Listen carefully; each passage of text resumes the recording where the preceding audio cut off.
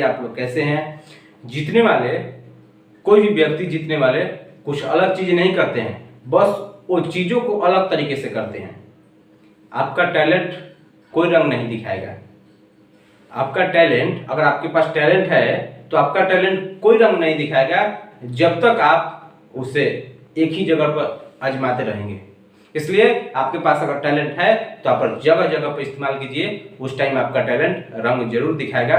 नमस्कार, जय हिंद। मैं विश्राम सिंह आप लोगों के सामने आज के अपने यूट्यूब चैनल टारगेट विद विश्राम सिंह में आपका बहुत बहुत स्वागत है। तो बताइए आप लोग का हाल चल क्या है, कैसे हैं। और आज हम एक बायोलॉजी का बहुत मस्त चैप्टर पढ़ेंगे जो हर एक इंसान के, जानवर की रग रग में वो दौड़ता है, जिसका नाम है ब्लड, रक्त, जिसको उर्दू में हम लहू बोलते हैं। तो हम आज इस ब्लड के बारे में पढ़ेंगे और पार्ट 1, पार्ट 2, पार्ट 3, पार्ट 4 तक ये ब्लड चलेगा। और पार्ट 4 तक हम कंप्लीट करने की कोशिश करते हैं कि आगे ब्लड थक्का कैसे जम जाता है, विटामिन के क्या है, इस ब्लड के वो सब कुछ आपके बारे में आपको बताएंगे जो एग्जाम के महत्वपूर्ण से के साथ साथ आपके जीवन के महत्वपूर्ण के लिए भी ये बहुत फायदेमंद होगा। ब्लड जो आपके रगों में दौड़ता है, जो आपके शरीर में दौड़ता है, आखिर इसकी काम क्या है, इसकी कार्य क्या होता है, आखिर ब्लड इतने महत्वपूर्ण कैसे होते हैं, इसके बारे में हम बात करेंगे। तो आइए, ब्लड आप देख सकते हैं टॉपिक ब्लड, जिसको हिंदी में रक्त कहते हैं और उर्दू में लहू कहते हैं, जो पार्ट 1 है आज। और आपको बता दें कि शुरुआत हम करते हैं, अगर स्टडी ऑफ ब्लड ये सवाल पूछा जाता है आपके एग्जाम में कि ब्लड के अध्ययन को, खून के अध्ययन को क्या कहते हैं, स्टडी ऑफ ब्लड, रक्त के अध्ययन को क्या कहते हैं, तो सेरोलॉजी आप बोल सकते हैं। Serology is the study of blood या haematology is the study of blood, आप ये दोनों नाम पुकार सकते हैं। अगर आपको ब्लड का अध्ययन करना है तो उसको एक वर्ड में आप सेरोलॉजी बोल सकते हैं या हेमेटोलॉजी बोल सकते हैं। ये आप याद रखिए क्योंकि सवाल यहाँ से डायरेक्ट पूछा जाता है, आप याद रखिए। आइए नेक्स्ट, इसका पॉइंट टू पॉइंट हम बात करने की कोशिश करेंगे कि ब्लड आखिर है क्या। आपको बता दें कि ब्लड एक नेचुरल कोलाइड है, ये प्राकृतिक कोलाइड है। आपको बता दें कि ये कोलाइड क्या होता है दोस्त, आपके दिमाग में आता होगा कि कोलाइड क्या है। तो आपको बता दें कि केमिस्ट्री में हम उसको केमिस्ट्री के हिसाब से पढ़ेंगे, लेकिन यहाँ आपको समझाने के लिए हम इजीली बता दें कि ये ऐसे लिक्विड को बोलते हैं कोलाइड, जिसे किसी कपड़ा या किसी चीज से छानने पर उसका 100% पार नहीं करता हो, दैट इज कॉल्ड कोलाइड। जैसे दूध को छानने पर क्रीम में रुक जाता है, दही को छानने पर छाली रुक जाता है, इसी तरह चाय को छानने पर चाय पत्ती रुक जाता है, इसी को हम कोलाइड कहते हैं। तो आप कोलाइड का तो ये स्पेसिफिक फार्मूला नहीं है, लेकिन आप इजीली इससे समझ सकते हैं कि कोलाइड हम इसी चीज को बोलते हैं कि ये नेचुरल कोलाइड है। और नेक्स्ट पॉइंट आपको बता दें कि ब्लड एक संयोजी ऊतक है। संयोजी ऊतक का मतलब ये होता है कि ये पूरे बॉडी को, पूरे शरीर को ये जोड़ कर रखता है, जिसको हम कनेक्टिंग टिश्यू भी बोल सकते हैं, जो एक पूरे शरीर को संयोग करके रखता है, जोड़ के रखता है, इसी को हम बोलते हैं संयोजी ऊतक। ब्लड का काम यही है कि पूरे शरीर को ये जोड़ कर रखता है, कनेक्टिंग टिश्यू की तरह ये काम करता है और संयोग करके एक दूसरे को रखता है, that is called blood. Blood का अगर पीएच मान की बात करें तो 7.4 होता है पीएच मान, जिसको हम बेस कहते हैं, क्षार कहते हैं। आपको बता दें कि अगर 7 पर रुक गया तो ये न्यूट्रल हो जाता है, और 7 से कम है तो इसको अम्ल बोलते हैं, जिसको एसिड बोला जाता है। यही 7 से अगर ज्यादा है तो ये क्षार की श्रेणी में आ जाता है, 7.4। तो ब्लड का पीएच मान कितना है, 7.4। ये बेस है, ये क्षार है, आप समझ सकते हैं। और अब आपको बता दें कि एक मेल में कम से कम 5.5 लीटर ब्लड होता है। आपके में भी, मेरे में भी 5.5 लीटर ब्लड होना चाहिए। मेल में अगर बता दें तो 5.5 लीटर के करीब ब्लड होता है। वहीं अगर फीमेल में बात करें तो फीमेल में ये 5 लीटर ब्लड होता है। तो एक दोस्त ने मैंने पूछा एक दोस्त से, जो एक शादीशुदा व्यक्ति थे, मैं पूछा अच्छा ये बताइए कि महिलाओं में 5 लीटर होता है और पुरुष में 5.5 लीटर, ऐसा क्यों, उसमें कम क्यों होता है। तो उन्होंने जानते हैं खूबसूरत सा जवाब दिया। जवाब क्या दिया, उनमें इसलिए कम होता है कि ताकि वो किसी दूसरे का खून पी सके, लेकिन ऐसा नहीं है। ऐसी मजाक में किए, लेकिन ऐसा नहीं है। आपको बता दें कि इनका एक रीजन है कि आखिर महिलाओं में 5 लीटर ब्लड होता है जबकि पुरुष में 5.5 लीटर होता है। ऐसा क्यों होता है, क्योंकि आपको बता दें कि फीमेल में जो हीमोग्लोबिन होता है ना, ये कम होता है। हीमोग्लोबिन जो आरबीसी का निर्माण करता है, क्या समझे, इसलिए महिलाओं में ब्लड कम होता है। और हीमोग्लोबिन में आपको पता है कि हीमोग्लोबिन से ही रक्त का जो रंग है ये लाल होता है। तो हीमोग्लोबिन के कारण ही महिलाओं में जो ब्लड है ये 5 लीटर होता है, जो कि एक आरबीसी का निर्माण करता है हीमोग्लोबिन, और इसलिए महिलाओं में ब्लड 5 लीटर होता है, थोड़ा कम होता है। वो आंसर नहीं था जो मैंने आपको बताया। और नेक्स्ट बताइए कि नेक्स्ट है कि ब्लड का निर्माण कहाँ होता है, ब्लड का निर्माण कहाँ होता है। तो दोस्त आपको बता दें कि ब्लड का निर्माण अगर हम व्यस्क में बात करें तो ये बोन मैरो में होता है। बोन मैरो किसको बोलते हैं, अस्थि मज्जा को बोलते हैं। आपको बता दें कि ये हड्डी है अस्थि, हम लोग का जो भी 18 साल से ऊपर को वो जो व्यक्ति है उसको वयस्क बोलते हैं, एडल्ट बोलते हैं। और उनमें क्या होता है कि ये बोन मैरो जब हड्डी के आप फाड़िएगा ना हड्डी को, तो उसमें एक लाल सा निकलेगा हड्डी के बीच में, उसी को हम बोलते हैं अस्थि मज्जा। उसमें ब्लड का निर्माण होता है। अगर एडल्ट आदमी है तो ब्लड का निर्माण उसमें होता है, जिनको हम अस्थि मज्जा बोलते हैं, बोन मैरो बोलते हैं। वही अगर हम भ्रूण की बात करें, जो बच्चा अभी माँ के पेट में है, या ये तो 3 महीना का हो या 9 महीना का हो, उसको हम भ्रूण ही बोलते हैं। और भ्रूण की अगर बात करें तो उनमें तो हड्डी होती नहीं है, अगर हड्डी भी है तो बहुत लचीला टाइप होता है, उसमें अस्थि मज्जा बहुत ना के बराबर। तो आपको बता दें कि उसमें अगर पूछा जाए कि भ्रूण में ब्लड का निर्माण कहाँ होता है, तो आइए दोस्त लीवर में होता है, यकृत में होता है, ये आपको याद रखिए। और लीवर में कहाँ होता है, तो लीवर में आपको बता दें कि लीवर के मेसोडर्म में होता है, एक इंग्लिश वर्ड है मेसोडर्म, उसमें होता है ब्लड का निर्माण भ्रूण में। भ्रूण में मतलब क्या, 3 महीना को चाहे 4 महीना को चाहे 9 महीने, जब तक माँ के पेट में अगर बच्चा है, उसमें अगर पूछा जाए कि ब्लड का निर्माण कहाँ होता है, तो दोस्तों आपको बता दें कि लीवर के मेसोडर्म में ये ब्लड का निर्माण भ्रूण में होता है। वहीं अगर व्यस्क की बात करें तो ये अस्थि मज्जा में होता है। यहाँ से टॉपिक ये इतना कंप्लीट किया। नेक्स्ट पॉइंट अगर बात करें कि दोस्त हमारे शरीर में ब्लड कहाँ स्टोर होता है, कहाँ रुकता है ब्लड, कहाँ स्टोर होता है हमारे शरीर में ब्लड। तो दोस्त आपको बता दें कि ये स्प्लीन में होता है। स्प्लीन क्या है, ये पेट का उदर जो देखते हैं ना, ये पेट है, पेट के बाईं साइड ये उदर होता है, यहाँ पर आपका ब्लड आकर स्टोर होता है, जिसको हम स्प्लीन बोलते हैं, हिंदी में तिल्ली बोलते हैं। उदर के पास ही पेट के बाईं ओर जमा होता है ब्लड, जिसको हम स्प्लीन कहते हैं, उदर कहते हैं, तिल्ली कहते हैं हिंदी में। तो यहाँ आप देख सकते हैं स्प्लीन में स्टोर होता है, और स्प्लीन को ही हम ब्लड बैंक कहते हैं। ब्लड बैंक क्यों कहते हैं, क्योंकि ब्लड आकर यहीं पर जमा होता है, यहीं पर रुकता है, इसको हम ब्लड बैंक के नाम से जाना जाता है। और आपको बता दें कि ये स्प्लीन को हम ग्रेवयार्ड भी बोलते हैं। आपको बता दें कि जब आरबीसी मरता है ना, तो भी आकर स्प्लीन में ही जमा होता है। आरबीसी क्या होता है, तो दोस्त आपको बता दें कि रेड ब्लड कार्पल्स ये जो होते हैं, ये जब 120 दिन में मर जाते हैं, हम आगे इस टॉपिक के बाद पढ़ाएंगे कि जो भी ब्लड होते हैं जिनमें आरबीसी होता है ना, तो आरबीसी जब 120 दिन में मरते हैं ना, तो भी आके स्प्लीन में ही जमा होते हैं। और जब ये स्प्लीन में जमा होते हैं तो इसीलिए हम स्प्लीन को ग्रेवयार्ड कहते हैं। ग्रेवयार्ड मतलब क्या, कब्रिस्तान कहते हैं। तो आप देख सकते हैं यहाँ पर स्प्लीन को हम ब्लड बैंक भी कह सकते हैं, ग्रेवयार्ड भी कह सकते हैं, यहाँ से आप समझ सकते हैं। और नेक्स्ट पॉइंट कोलेस्ट्रॉल। कोलेस्ट्रॉल दोस्त बता दें कि कोलेस्ट्रॉल आप सुने होंगे ग्रुप डी में, चाहे किसी भी पीसीएस एग्जाम में, चाहे कहीं से भी ये सवाल पूछा जाता है कि ज़्यादा कोलेस्ट्रॉल अगर हो जाता है तो व्यक्ति हार्ट अटैक का कारण बन जाता है, हार्ट अटैक से उसकी मृत्यु हो जाती है। तो कोलेस्ट्रॉल दोस्त क्या है, तो आपको बता दें कि ज़्यादातर काजू बादाम तेल मसाले खाने वाला चीज़ कुछ भी आप अगर खाते हैं ना, तो उसमें वसा होती है, तरल पदार्थ होते हैं, जो चिपचिपा पदार्थ होते हैं, वो आपके ब्लड में अगर जमा हो जाए ना, ब्लड में अगर जमा हो जाते हैं, तो आपका ब्लड जब रुक जाता है तो आप समझिए कि हार्ट अटैक आने का कारण हो जाता है। तो इसलिए ज़्यादा कोलेस्ट्रॉल होने से हार्ट अटैक आता है व्यक्ति को, और व्यक्ति मर जाता है। इसलिए ज़्यादा तेल मसाला खाने का सलाह डॉक्टर नहीं देता है। क्यों नहीं देता है, इसी कारण नहीं देता है कि ज़्यादातर आपके शरीर में चिपचिपा पदार्थ कोई भी अगर ब्लड को रोक दे, जमा हो जाए, तो कोलेस्ट्रॉल का कारण बनता है, और वो एक ब्लड को रोकने का काम करता है। और जहाँ ब्लड रुका, हार्ट अटैक निश्चित है। इसलिए काजू बादाम किशमिश खाइए, लेकिन उतना मत खाइए, लिमिट में खाइए। तेल मसाला खाने, चिपचिपे पदार्थ उतना मत खाइए। और आपको बता दें कि एक व्यक्ति में मिनिमम 200 ग्राम पर डेसीलीटर के हिसाब से ये कोलेस्ट्रॉल होना चाहिए। और डेसीलीटर आपको बता दें कि ये बायोलॉजी का जो भी टर्म्स है, ये डेसीलीटर में ही नापा जाता है। आपको बता दें कि कोई भी रिपोर्ट अगर आती है ना व्यक्ति का, आप एक्सरे देखे होंगे, चाहे कोई भी देखे होंगे, तो डेसीलीटर में ही आता है। तो 200 ग्राम पर डेसीलीटर ये व्यक्ति में कोलेस्ट्रॉल होना चाहिए। तो ये आप देख सकते हैं। और आपको बता दें किसी भी एग्जाम में पूछ सकता है कि मनुष्य में कोलेस्ट्रॉल कितना होना चाहिए, तो 200 भी आप याद रखिएगा तब भी चलेगा, लेकिन यहाँ पर जो यूनिट है ये एग्जाम में दिया रहता है, तो 200 आप मान सकते हैं। Next point haemoglobin. हीमोग्लोबिन आपको बात करते हैं दोस्त, ये एचबी जिसको बोलते हैं शॉर्ट नेम एचबी, और हीमोग्लोबिन में एफ पाया जाता है, आयरन पाया जाता है।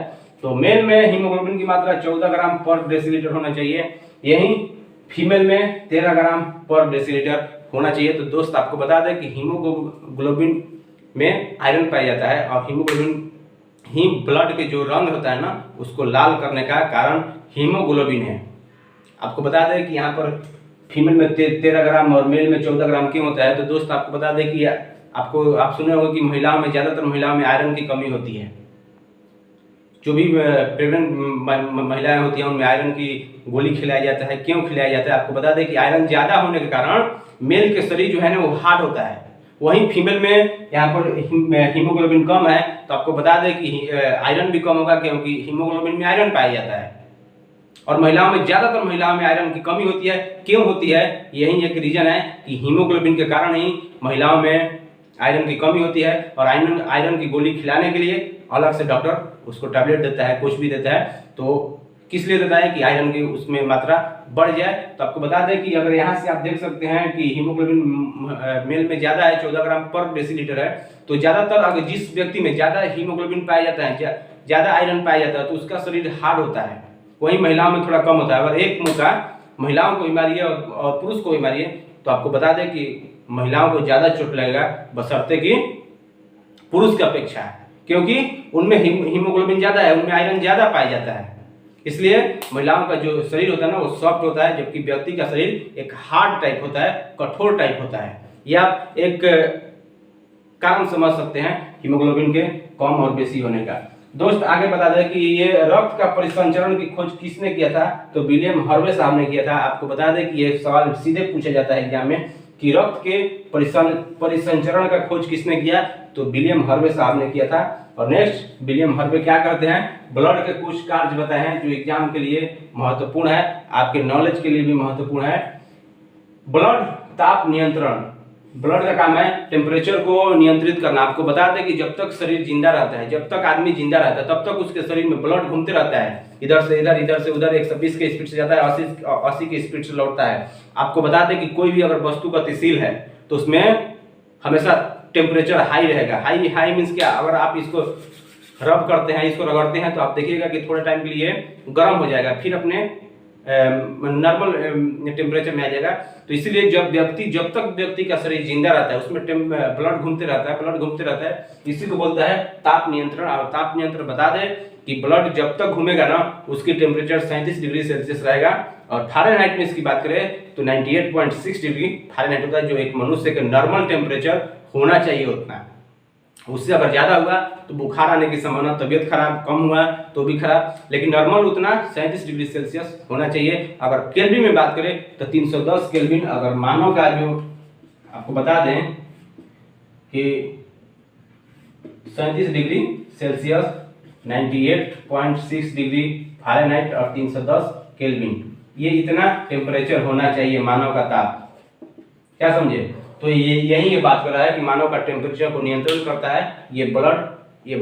और दूसरा पदार्थ पोषक पदार्थ का परिवहन करता है। आपको बता दें कि कुछ भी चीज आप खाते हैं, पीते हैं, तो क्या करता है वो सभी पदार्थों का वो परिवहन करता है, यहाँ से लेके यहाँ, यहाँ से लेके यहाँ, ये पूरे घुमाते रहता है ब्लड, और सभी पदार्थों का परिवहन होते रहता है। आपको बता दें कि ये गैस का परिवहन करता है O2 और CO2 का। आपको बता दें कि ऑक्सीजन लेते हो और CO2 छोड़ते हो, ये किसके कारण करते हो? आपको बता दें कि एक मनुष्य को जीने के लिए ऑक्सीजन की जरूरत है। जब आप ऑक्सीजन लेते हो और उसके बाद CO2 छोड़ते हो, ये भी ब्लड का ही कार्य है। ब्लड ने ही ऐसा कर रखा है कि आप ऑक्सीजन लीजिए और CO2 छोड़िए, ये ब्लड का ही कार्य है।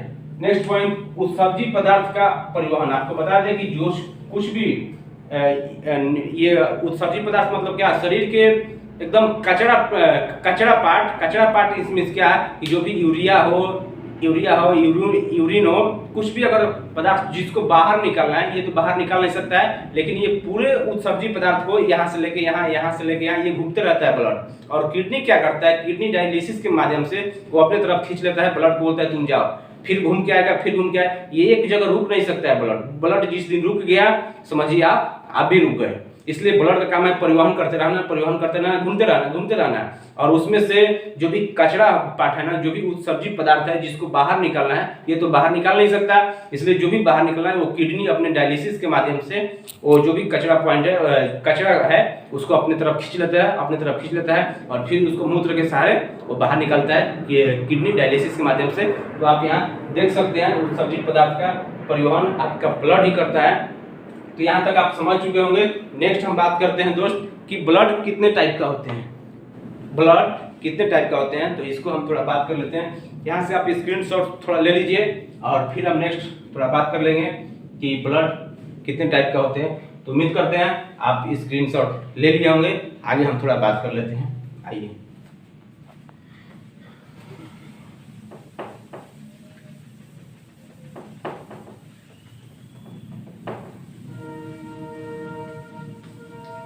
ये ब्लड चैप्टर है और ब्लड हम पार्ट 4 तक ले जाएंगे। इसको विधिवत जितना समझने की कोशिश करेंगे वो एग्जाम के लिए हमारे महत्वपूर्ण हो सके उसके बारे में हम समझने की कोशिश करेंगे, क्योंकि बहुत ये इम्पोर्टेंट होता है ब्लड। और आप लोग पढ़ते रहिए, तैयारी करते रहिए। 2023 आ गया इसलिए आपको पढ़ना जरूरी है। पढ़िएगा तभी आप कुछ कर पाइएगा। तो आइए हम थोड़ा ब्लड के बारे में बात कर लेते हैं कि ब्लड, आपको बता दें कि ब्लड 2 टाइप का आप ले सकते हैं। एक को बोलते हैं प्लाज्मा जो पूरे ब्लड का 60% होता है, और दूसरा आपको बात करते हैं रुधिराणु।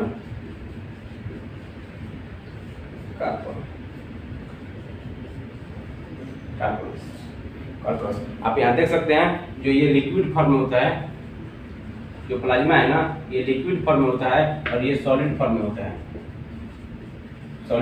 आपको बता दें कि आपको पता होगा कि ब्लड तो एक लिक्विड फॉर्म में रहता है, तो लिक्विड में तो रहता है, लेकिन ये इसका कुछ 40% पॉइंट सॉलिड फॉर्म में रहता है। और सॉलिड फॉर्म में आपको बता दें कि ये इसमें 2 चीज पाए जाते हैं, 2 प्रोटीन पाए जाते हैं प्लाज्मा में। आप देख सकते हैं 2 चीज पाई जाता है, फाइब्रिनोजेन ये प्रोटीन है जो प्लाज्मा में पाया जाता है। और दूसरा अगर बात करें दोस्त तो प्रोथोबिन ये बहुत थोड़ा नाम अजब है, प्रोथोबिन। ये 2 प्रोटीन प्लाज्मा में पाए जाते हैं। और रुधिराणु का अगर बात करें तो रुधिराणु में दोस्त रुधिराणु 3 टाइप के होते हैं। आइए यहाँ पर आप नाम सुने होंगे, आपको बता दें। एक होता है आरबीसी और एक होता है डब्ल्यूबीसी, व्हाइट ब्लड कॉर्पस। और तीसरा होता है एक प्लेटलेट्स होता है, जो आपको पता है कि डेंगू होता है तो प्लेटलेट्स गिर जाता है, यही प्लेटलेट्स होता है। और आरबीसी का अगर बात करें दोस्त इनकी संख्या कितना है तो 50 लाख ये संख्या में होते हैं, 50 लाख 5 मिलियन। और इनके जीवन काल अगर बताए तो 120 दिन होता है। जो आपको बताया जाए कि 120 दिन में आरबीसी मरता है तो ये सीधे स्प्लीन में जाके जमा होता है, और स्प्लीन को हम इसी कारण कब्रिस्तान कहते हैं। और डब्ल्यूबीसी की बात करें दोस्त तो डब्ल्यूबीसी भी 10,000 है। इसकी संख्या की बात करें तो ये 10,000 है। और इनके अगर हम जीवन काल की बात करें तो जीवन काल 4 डे का होता है, 4 दिन, जीवन काल 4 दिन। वहीं अगर प्लेटलेट्स की बात करें तो प्लेटलेट्स 2 लाख तक होता है। और 2 लाख से कम नहीं होना चाहिए। और ये इनकी जो जीवन काल है ये 7 दिन होता है। 7 दिन में ये मरते हैं, फिर बनते हैं, 7 दिन मरते हैं। आरबीसी का अगर टेक्निकल बात करें तो एरिथ्रोसाइट बोलते हैं, एरिथ्रोसाइट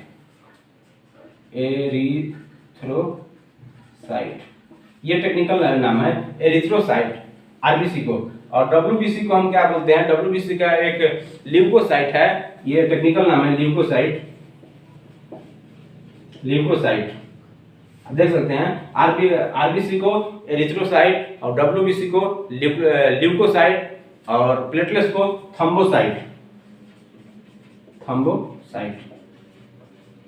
तब देख सकते हैं यहाँ से ब्लड, आपको बता दें कि ब्लड 2 भाग में बांट सकते हैं ब्लड को, प्लाज्मा और नेक्स्ट रुधिराणु को अब 3 भाग में। ये सॉलिड फॉर्म में होते हैं रुधिराणु, और इसमें आरबीसी, डब्ल्यूबीसी और प्लेटलेट्स। प्लाज्मा को आप अगर हम बात करें दोस्त, तो प्लाज्मा आपको बता दें कि 55 से 60% ब्लड में पाए जाते हैं प्लाज्मा। और प्लाज्मा में दो प्रोटीन होते हैं, दो प्रोटीन, एक फाइब्रिनोजेन प्रोटीन और एक प्रोथ्रोम्बिन प्रोटीन। आपको बता दें कि ये क्या काम करते हैं, तो ये ब्लड को गाढ़ा करने का काम करते हैं। अगर फाइब्रिनोजेन को हटा दिया जाए ना, तो इसको निकालने से, अगर प्लाज्मा से हम फाइब्रिनोजेन को निकाल लें तो ये ब्लड को पंचुछू कर सकता है और हल्का थोड़ा पीला रंग हो जाएगा, येलो रंग हो जाएगा। ऐसे तो बता दें कि थोड़ा प्लाज्मा का तो रंग येलो होता ही है, लेकिन अगर इसको फाइब्रिनोजेन को निकाल लें ब्लड से, तो ब्लड जो है ना आपका, ये पंचुछू टाइप हो जाएगा, एकदम पतला सा हो जाएगा, जो कि ये गाढ़ा करके रखता है ब्लड को। और इसी को अगर किसी बीमारी को आपको जांच करना है, किसी व्यक्ति की बीमारी को जांच करना होता है ना, तो वहीं फाइब्रिनोजेन को निकालना पड़ता है उसको, जिससे हम सीरम कहते हैं। और आप ये तो इसी का पार्ट है, फाइब्रिनोजेन और प्रोथ्रोम्बिन। और नेक्स्ट पॉइंट अगर बात करें दोस्त, तो आइए इधर से हम बात करें रुधिराणु का। तो किसी भी आप चाय बनाते हैं तो चाय में शुगर मिल्क, और मिल्क में पानी डालते हैं, पानी में थोड़ा शुगर डालते हैं, चाय पत्ती डालते हैं, तभी तो चाय बनता है। तो ऐसे ही ये ब्लड है, ब्लड में कुछ सॉलिड पॉइंट भी रहते हैं, कुछ लिक्विड भी होते हैं, तीनों चारों को मिलाकर फिर ब्लड का निर्माण होता है। और वहीं रुधिराणु जो है ये सॉलिड फॉर्म होता है। ये क्या होता है, आपको बता दें कि रुधिराणु 3 टाइप होते हैं, एक आरबीसी, डब्ल्यूबीसी और प्लेटलेट्स। आरबीसी को हम एरिथ्रोसाइट बोलते हैं, जो टेक्निकल नाम है। इनकी संख्या की बात करें तो इनकी संख्या 50 लाख है, जिसको हम 5 मिलियन, किसी किसी किताब में आप 5 मिलियन भी लिखा हुआ देख सकते हैं, जो आपको ज्यादा सोचना नहीं है। और इनकी जीवन काल की बात करें तो जीवन काल 120 दिन होता है आरबीसी का। ये याद रखिए, ये सवाल यहाँ से पूछा जाता है कि आरबीसी का जीवन काल कितने दिन होता है, तो ये 120 दिन होता है इसका जीवन काल। नेक्स्ट पॉइंट बात करें तो व्हाइट ब्लड कॉर्पस, ये ल्यूकोसाइट होता है, और ल्यूकोसाइट की जो संख्या है ये 10,000 होता है। और ये 4 दिन ही इनकी जीवन काल होती है, 4 दिन में ये मर जाते हैं, फिर खत्म हो जाते हैं, जो कि लाइसोसोम और प्लेटलेट्स, लाइसोसोम जो है ये डब्ल्यूबीसी और प्लेटलेट्स को मार देता है। आइए आगे, प्लेटलेट्स आपको बता दें कि जब डेंगू होता है ना, तो डेंगू जब होता है तो उसकी प्लेटलेट्स गिरने लगती है। अब इतना गिर जाती है, एक ऐसा टाइम होता है कि इतना गिर जाता है तो कि व्यक्ति चल नहीं पाता है। तो यही होता है प्लेटलेट्स, जो मनुष्य में 2 लाख होता है, और 2 लाख से कभी कभी गिर के 45 सेल हो जाए, 50 सेल हो जाए, तो व्यक्ति चल नहीं पाता है। क्या समझे? तो ये है प्लेटलेट्स, और प्लेटलेट्स को हम थ्रोम्बोसाइट बोलते हैं, जिसको आप याद रखिए। इनकी जो संख्या है ये 2 लाख के करीब होता है, और ये 7 दिन में मर जाते हैं, 7 दिन में इनकी नया जीवन काल होती है।